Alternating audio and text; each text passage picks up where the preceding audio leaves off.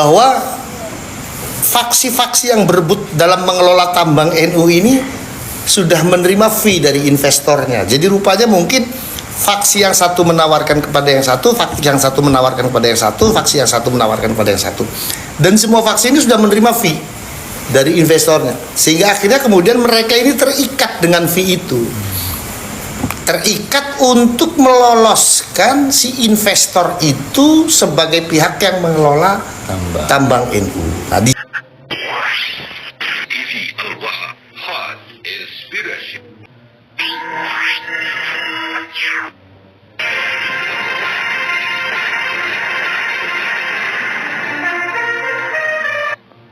Bandung itu dihadiri kurang lebih 250 kiai dari 3 provinsi, yaitu Jawa, Jawa Timur, Jawa Tengah, dan Jawa Barat.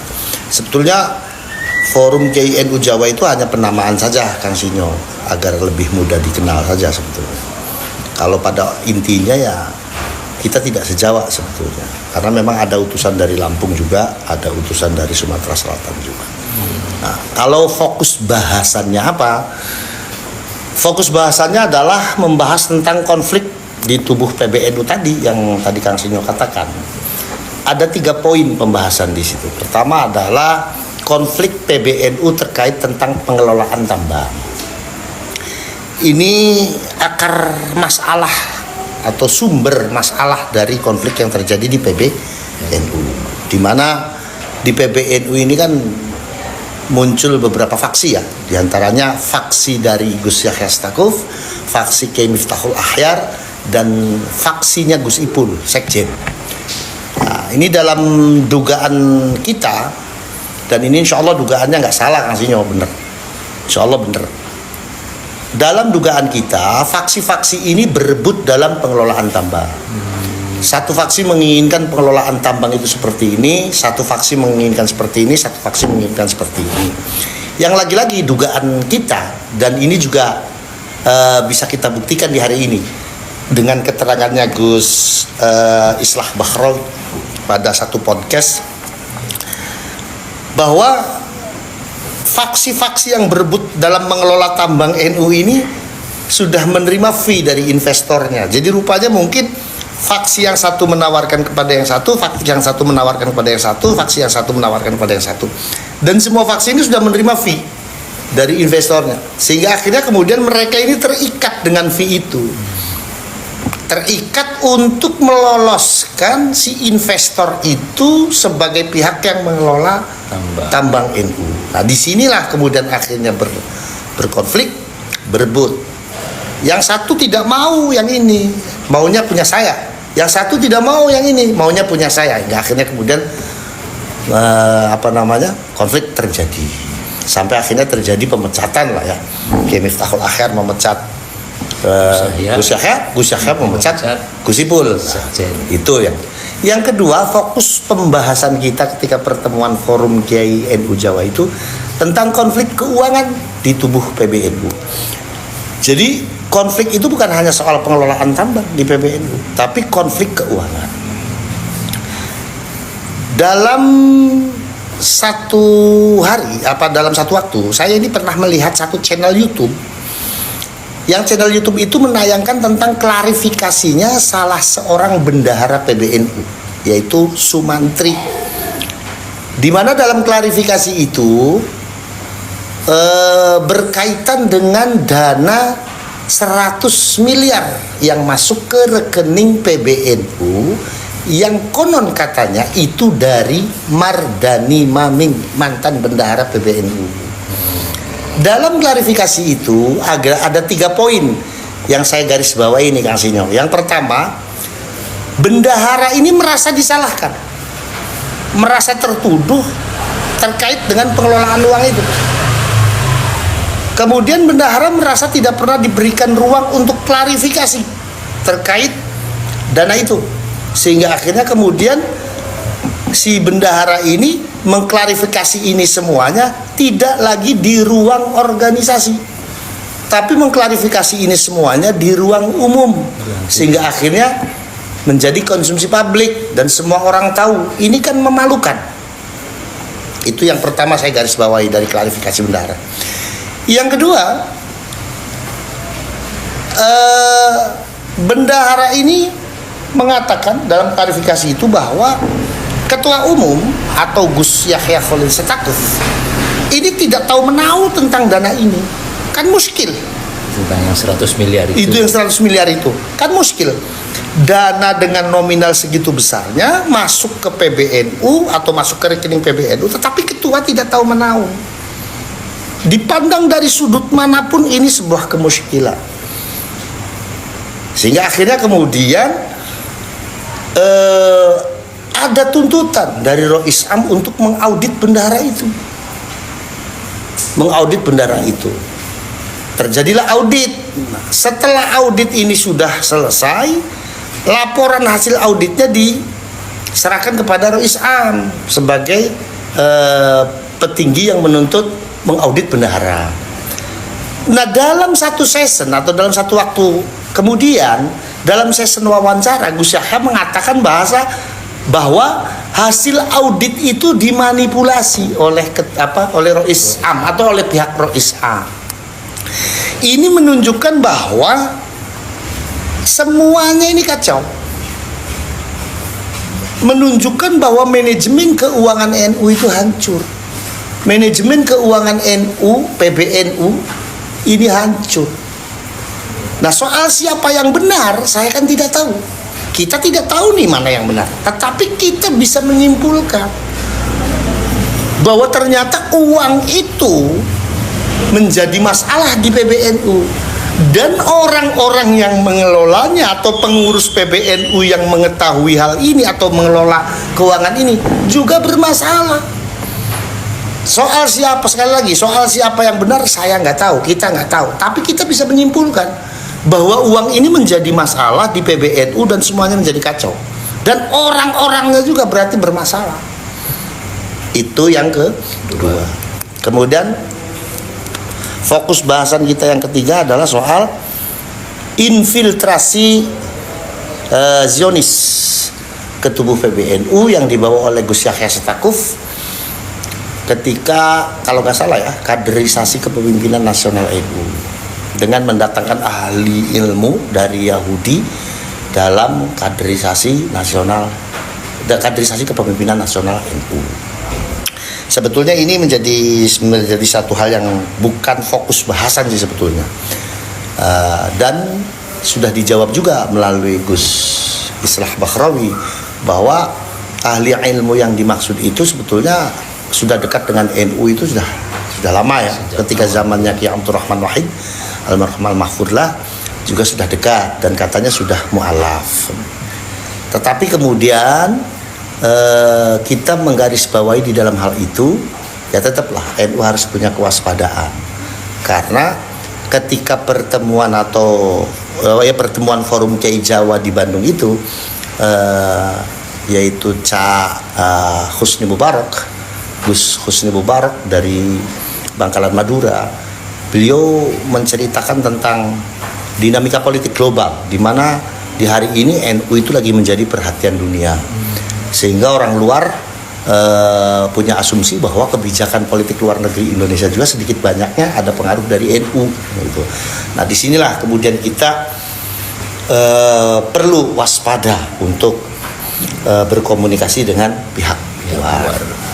Kemudian fokus bahasan kita yang ketiga adalah tentang adanya petinggi NU yang ideologi kebangsaannya tidak sama dengan ideologi kebangsaan NU.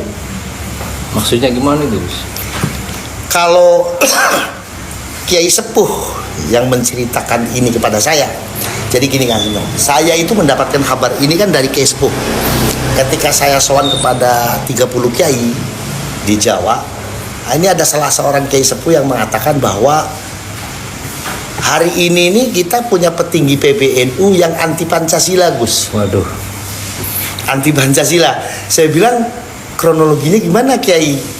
Jadi gini, dulu tahun 1984 ketika saya ini menjadi ketua salah satu PC di Jawa Timur, PCNU di Jawa Timur, dia juga sama menjadi pengurus PCNU di Jawa Timur, tapi dia duduk di jajaran Syuriah. Ketika tahun 1984 juga NU ini menyelenggarakan muktamar di Situbondo. Nah, keputusan krusialnya diantaranya adalah NU menerima Pancasila sebagai asas tunggal. Nah, si orang ini menyatakan mufarokoh dengan NU, bahkan konon katanya kata Kiai Sepuh itu ada suratnya. Mufarokoh dengan NU karena NU menerima Pancasila sebagai asas tunggal. Sementara yang kita tahu bahwa Pancasila bagi NU itu adalah al-mu'ahadah al-wataniyah, konsensus kebangsaan yang bersifat syar'i. Maka ini pula yang kemudian menjadi perbedaan antara NU sebagai Jam'iyah Ahlus Sunnah wal Jamaah dengan Jam'iyah Ahlus Sunnah wal Jamaah yang ada di luar. Jadi kalau ditanya, kalau di Iran kan banyak Jam'iyah Ahlus Sunnah wal Jamaah, di Iran ada, di Irak ada, di Mesir ada. Apa bedanya dengan NU? Yaitu tadi, ulama-ulama NU ini mampu memasukkan konsensus kebangsaan sebagai salah satu akidah Ahlus Sunnah wal Jamaah, An-Nahdiyah. Maka kalau menyebut NU itu tidak cukup dengan kata-kata atau dengan sebutan NU itu Jam'iyah Ahlus Sunnah wal Jamaah, gitu saja nggak cukup, harus Ahlus Sunnah wal Jamaah An-Nahdiyah. Qayyid An-Nahdiyah itu yang kemudian menjadi perbedaan antara NU sebagai Jam'iyah Ahlus Sunnah wal Jamaah dengan Jam'iyah Ahlus Sunnah wal Jamaah di negara lain. NU atau ulama NU mampu memasukkan konsensus kebangsaan sebagai salah satu akidah. Jadi artinya kalau orang NU ya harus mengakui Pancasila. Orang NU ya harus mengakui Indonesia. Kalau ada orang NU tidak mengakui Pancasila, orang NU tidak mengakui Indonesia, maka dia bukan orang NU. Nah, kalau orang ini kemudian tidak mengakui Pancasila, berarti dia bukan orang NU.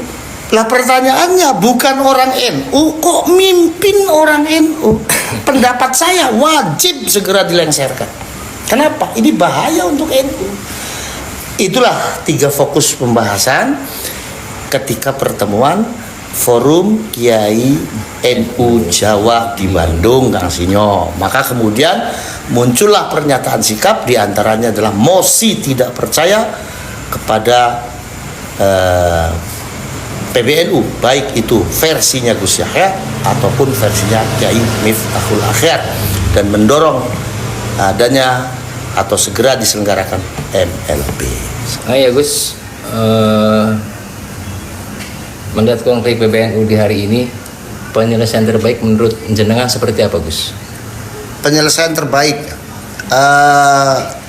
ketika konflik ini bergulir di PBNU itu kan digaungkan islah ya, islah sampai kemudian sampai di masa pertengahan di mana konflik itu semakin tajam, islah ini juga masih tetap digaungkan. Tetapi kemudian saya berkomentar bahwa islah itu sepertinya tidak mungkin. Kenapa? Kenapa saya katakan islah itu sepertinya tidak mungkin? Karena melihat konflik di PBNU itu sudah semakin tajam, di mana kedua belah kubu, yaitu kubunya Kiai Miftahul Akhyar dan kubunya Gus Yahya Khalil Stakuf, ini sudah saling serang dan saling mengungkap aibnya masing-masing, mengungkap aib satu sama lain. Ya, Gus Yahya malah ingin memPTUN kan Kiai Miftahul Akhyar, begitu juga Kiai Miftahul Akhyar yang menyerang. Nah, kondisi seperti ini saya katakan islah itu sepertinya tidak mungkin. Satu, yang kemudian yang kedua, saya katakan bahwa islah ini menjadi percuma. Kalaupun islah itu percuma, kenapa percuma? Karena kalaupun terjadi islah, ini menurut saya islahnya ini islah yang tidak tulus. Kenapa? Karena psikologi di antara kedua belah kubu ini saya nyatakan sudah perang. Fasenya itu sudah fase perang. Sehingga kalaupun terjadi islah, mereka tetap akan berjalan sesuai dengan keinginannya mereka masing-masing. Dan ini jauh lebih tidak maslahat untuk NU ke depan. Karena ancaman yang real dan nyata yang ada di depan mata adalah penyelenggaraan muktamar berikutnya. Dengan kondisi psikologi mereka yang tetap berperang, tetap saling menyerang, maka dipastikan muktamar ke depan akan tidak tertib. Dan yang akan jadi korban adalah pengurus-pengurus PC dan pengurus-pengurus PW di bawah. Maka menurut saya solusinya adalah bukan islah, Lalu kemudian diusulkan MLB. Ada pertanyaan, kalau MLB ini diusulkan, lalu siapa penyelenggara MLB-nya? Karena dalam ADART diatur MLB itu yang menyelenggarakan adalah PBNU atau penyelenggaranya adalah PBNU. Sementara kondisi PBNU-nya sedang berkonflik. Lalu siapa? Maka kemudian diusulkan pengusungnya adalah PC, PW, dan Mustasyar. Ya, karena dalam ADART-nya kan diatur MLB itu yang menyelenggarakan PBNU dan harus mendapat dukungan dari 50% plus 1 dari pengurus PW, 50% plus 1 dari pengurus PC. Nah, ini pertanyaannya, kalau MLB diusung, ini siapa penyelenggaranya? Nah, maka kemudian akhirnya timbul satu pemikiran bahwa MLB diselenggarakan oleh PW dan PC dan Mustasyar dengan berkoordinasi dengan para kiai-kiai sepuh. Dulu atau awal memang kita sepakat dengan ini, memang kita sepakat dengan MLB. Ya sampai di hari ini pun MLB kalau memang bisa diselenggarakan ya kita sepakat saja. Tapi penyelenggaranya harus betul-betul netral.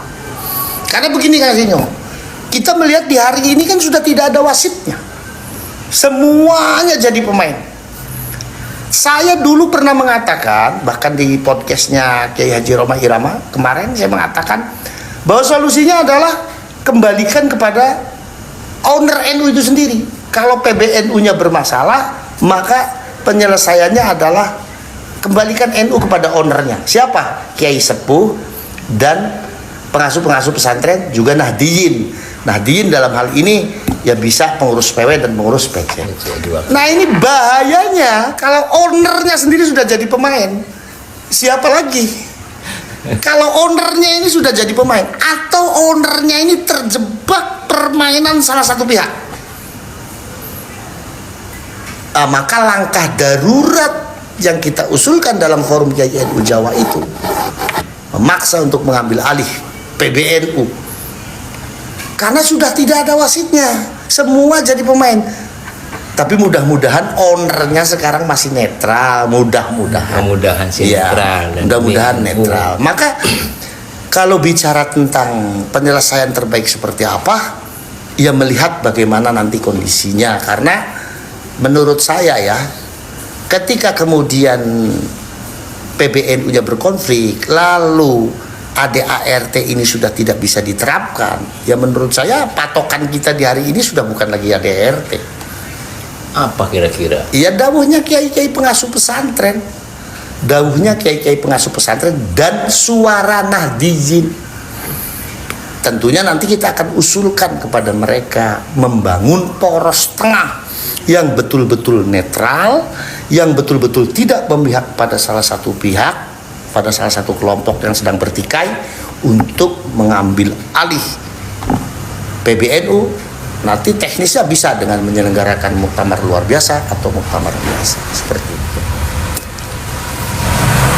Oh iya Gus, selanjutnya ini tentang tanggapan jenengan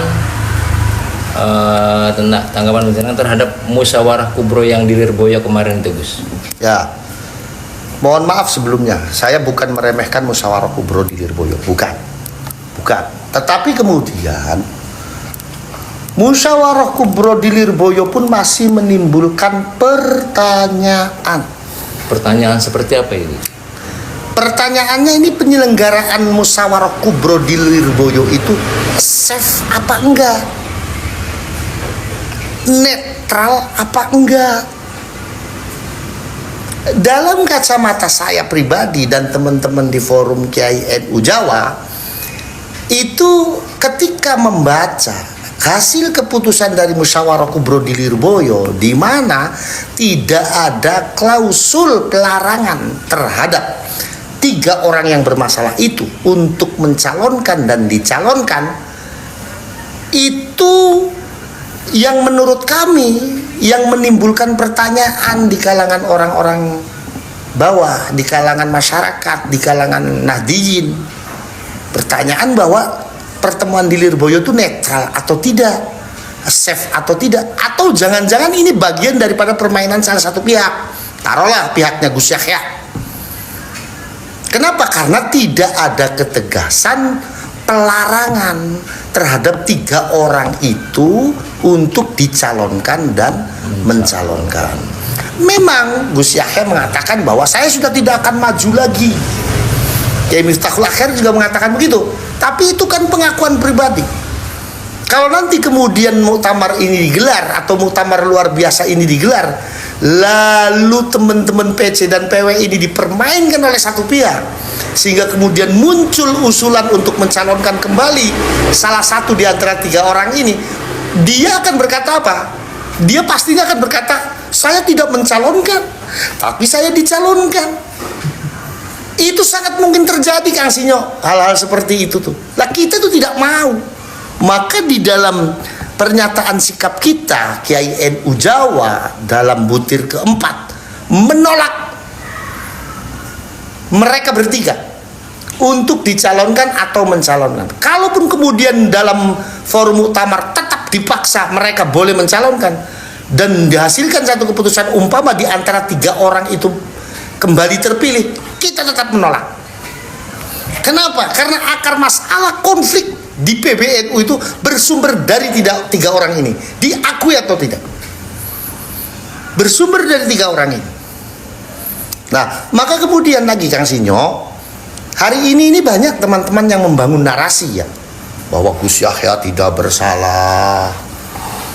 Ya kan? Mau baca kan di Facebook itu kan narasinya luar biasa, ditulisnya itu ada bilang Gus Yahya dengan kerendahan hatinya, dengan ketawaduannya, Kiai Miftahul Akhyar dengan itu dari masing-masing kubunya Gus Yahya membuat narasi pembelaan seolah-olah Gus Yahya tidak salah, Kiai Miftahul Akhyar pihaknya Kiai Miftahul Akhyar juga sama membangun narasi seperti itu seolah-olah Kiai Miftahul Akhyar yang benar dan sebagainya. Menurut saya nggak perlu begitu, nggak perlu dibangun narasi seperti itu. Kenapa? Karena kenyataannya 3 orang ini, Kiai Miftahul Akhyar, Gus Yahya, dan Gus Ipul gagal dalam memimpin NU. Udah itu titik. Jadi nggak perlu dibangun kemudian Gus Yahya tidak bersalah, Kiai Miftahul Akhyar, nggak perlu. Kita semua sudah tahu dan kita sudah punya penilaian bahwa kita ini tidak sedang bicara tentang kepribadian mereka, tapi kita sedang berbicara NU secara jamiah. Dan kita sudah tahu bahwa ketika orang itu Kiai Miftahul Akhyar, Gus Yahya Khalil Stakuf, dan Gus Ipul gagal dalam memimpin NU, maka ganti reformasi. Bahkan bukan hanya sekedar gagal, kalau menurut saya itu membuat malu NU dengan konfliknya itu. Itu yang pertama. Yang kedua, kita juga sudah tahu bahwa yang harus bertanggung jawab terjadinya konflik di PBNU ya 3 orang ini, Kiai Miftahul Akhyar, Gus Yahya Khalil Stakuf, dan Gus Ipul. Sudah. Kenapa? Karena akar masalahnya dari mereka bertiga. Seperti itu. Maka pertemuan musyawarah kubro di Lirboyo ini juga masih menimbulkan banyak pertanyaan karena tidak ada ketegasan dari forum, ketegasan sikap terhadap 3 orang ini. Akhirnya kemudian pertemuan di Lirboyo pun banyak juga orang yang mengatakan itu tidak netral. Bahkan saya yakin di kubunya Kiai Miftahul Akhyar sendiri juga ngomong begitu, tidak netral. Atau kubunya Kiai Miftahul Akhyar gampangannya ngomong menyangka bahwa musyawarah kubro yang ada di Lirboyo itu settingannya Gus Yahya. Itu kubunya Kiai Miftahul Akhyar, dan itu saya yakin betul. Makanya kan kemarin kubunya Kiai Miftahul Akhyarnya nggak hadir saat musyawarah kubro itu. Maka yang perlu Kang Sinyo ketahui juga bahwa sekarang yang terjadi di tingkatan Nahdliyin ini ada persepsi begini. Sekarang nih sudah mulai agak sedikit bergeser nih, semakin luas. Ada persepsi yang mengatakan berarti kalau begitu Gus Yahya itu berlindung di bawah kiai sepuh, kiai pesantren, Kiai Miftahul Akhyar, makanya tidak pernah mau hadir dalam pertemuan-pertemuan di Ploso, tidak hadir di Tebu Ireng juga tidak hadir, karena dari pihaknya Kiai Miftahul Akhyar itu adalah permainannya Gus Yahya Stakuf. Dan netizen atau gambarannya masyarakat Nahdliyin juga memiliki persepsi bahwa kalau begitu berarti Gus Yahya berlindung di untuk menutupi kesalahannya berlindung di bawah kiai sepuh dan kiai pesantren. Maka tadi saya katakan ini bahaya. Kalau ownernya sudah jadi pemain, bahaya. Siapa lagi kemudian yang bisa menyelesaikan masalah ini? Maka saya sih berharap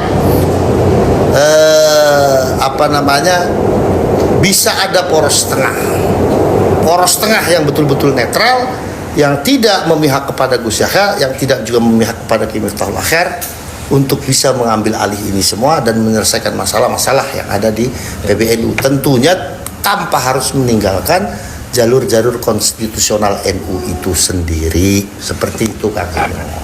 Iya Gus, satu lagi nih tentang isu ada kiai yang anti Pancasila. Ya. Itu kira-kira kalau boleh tahu siapa Gus? Kalau siapanya saya nggak bisa nyebut nama di sini, Kang Sinyo. Saya tidak bisa nyebut nama di sini, tapi saya kasih clue-nya saja. Siapa? Ya lihat aja petinggi NU yang sering muji FPI. Sering memuji FPI, bahkan dalam satu wawancaranya di salah satu media massa, dia mengatakan kalau FPI itu menguntungkan Indonesia. Yang padahal FPI sendiri dibubarkan karena tidak mengakui Pancasila. Nah, jadi saya nggak bisa nyebut nama, tapi clue-nya ya itulah petinggi NU yang memuji FPI, sering memuji FPI, ya itu orangnya. Oh, berarti ada juga sudah masuk ke PBNU ya Gus? Sudah, nah, ini kan bahaya. Maka menurut saya kalau melihat dari hal seperti ini, kalau ideologi kebangsaannya sudah bertentangan dengan ideologi kebangsaan NU sendiri, yang ideologi kebangsaan bagi NU itu adalah salah satu akidah Ahlussunnah wal Jamaah Nahdliyah, ya wajib dilengserkan karena ini bahaya untuk NU. Seperti itu.